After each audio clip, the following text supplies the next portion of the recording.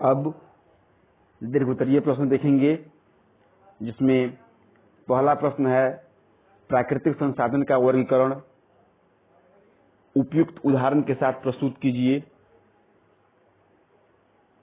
तो आपको बताना है कि प्राकृतिक संसाधन को किन वर्गों में बांटा गया है और उसका उदाहरण भी आपको प्रस्तुत करना है।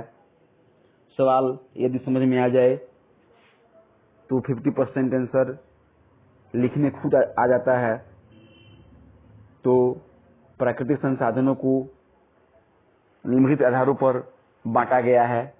सबसे पहले विकास एवं उपयोग के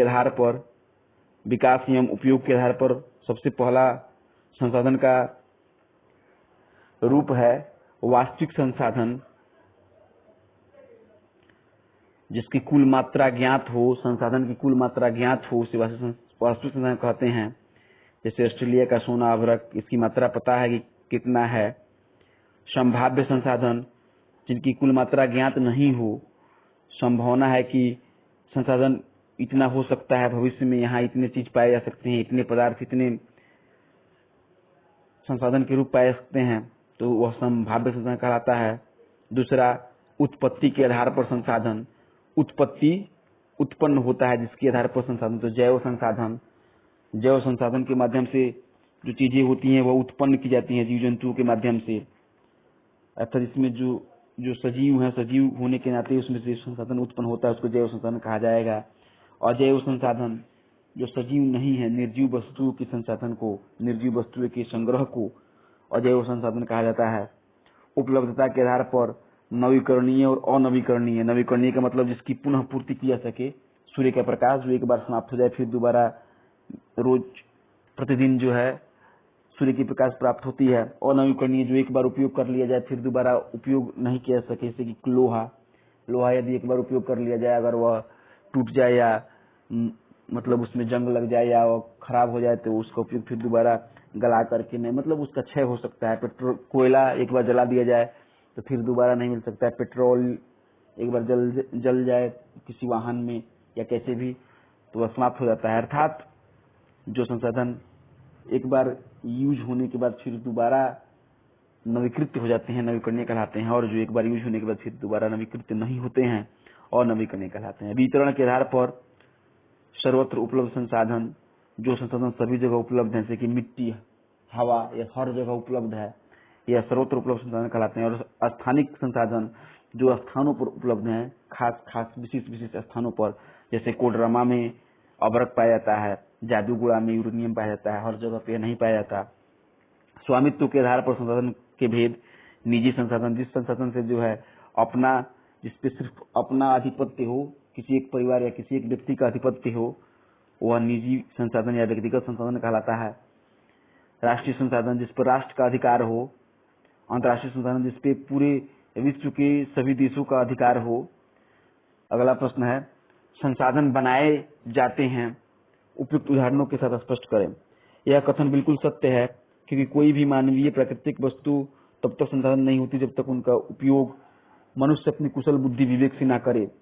अतः संसाधन होते नहीं, बनते हैं। जिमरमैन ने यह वाक्य कहा भी था, जिसे आप 10वीं क्लास में पढ़िएगा। उस वाक्य को यहाँ पे उपयुक्त उदाहरण के माध्यम से समझाया गया और इसमें मैंने समझाने का पूर्ण प्रयत्न किया है और मुझे आशा है कि आप समझ पाएंगे। संसाधन, कोई भी चीज संसाधन नहीं होती है जब तक हम लोग उसको संसाधन बनाएंगे नहीं, तब तक वह संसाधन नहीं होगी।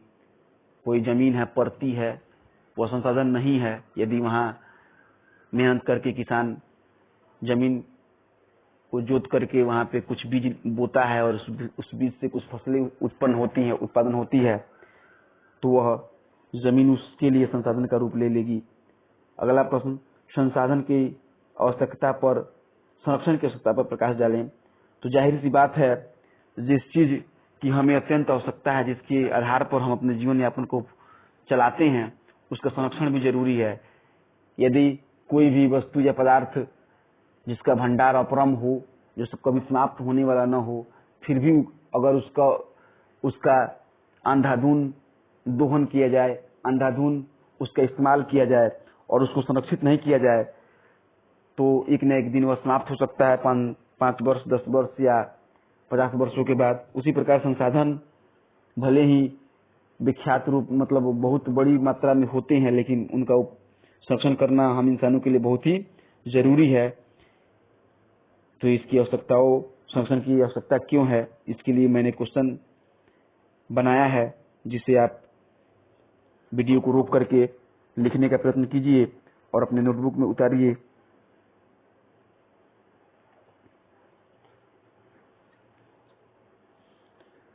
इस तरीके से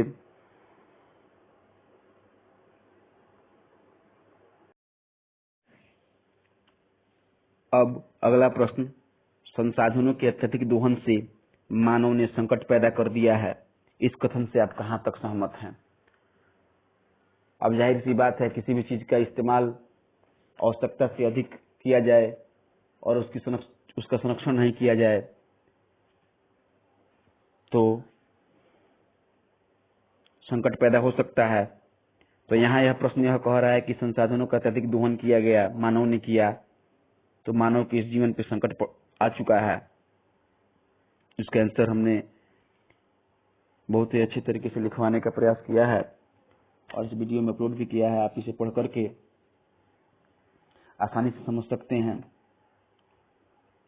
और अपने नोटबुक में उतार करके याद कर सकते हैं। इसमें आज के आधुनिक समय में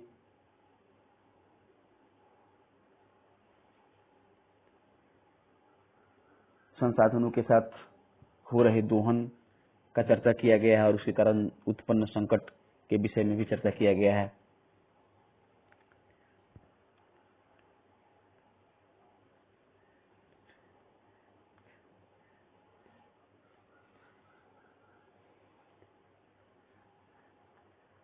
संसाधन के अनाधुन दोहन से मानव ने संकट पैदा कर दिया है, यह कथन बिल्कुल सत्य है। मनुष्य एक अत्यंत ही लोभी प्रवृत्ति का प्राणी है।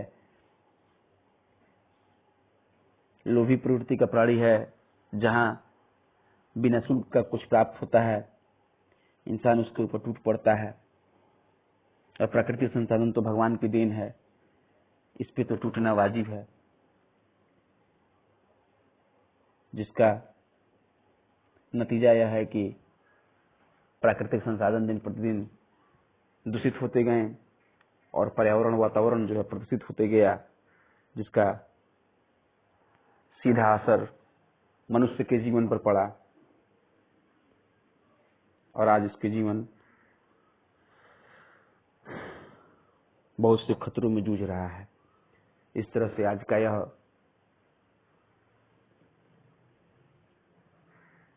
चैप्टर समाप्त होता है। इसे आप लिख करके नोटबुक में याद करने का प्रयत्न कीजिए और आगे जो भी समस्याएं हो तो कमेंट में जरूर डालिए।